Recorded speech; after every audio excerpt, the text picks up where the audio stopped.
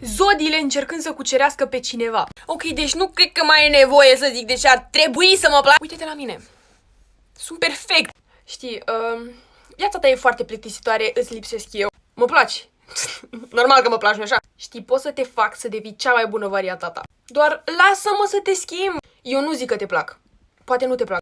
Dar poate te plac! Așa că eu zic să te gândești bine la ce o să faci, pentru că poate te plac! Poate te plac! N-ai de unde să știi și poate mă pierzi pe mine și Doamne ferește. Uite cum facem. Tu îmi dai mâncare, eu te iubesc și eu toată lumea fericită. Eu sunt de vină, nu-i așa? Știu că nu sunt bun de nimic, știu. Ce, mă iubești? Normal că mă iubești. Pot să fac mișto de tine în fiecare secundă a vieții mele. Știi, eu nu prea sunt cu relații, adică da, tu o să mă iubești foarte mult și eu, dar eu te plac pe tine.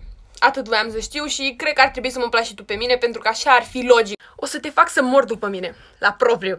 Ok, ne băgăm împreună, dar dacă mă înșeli,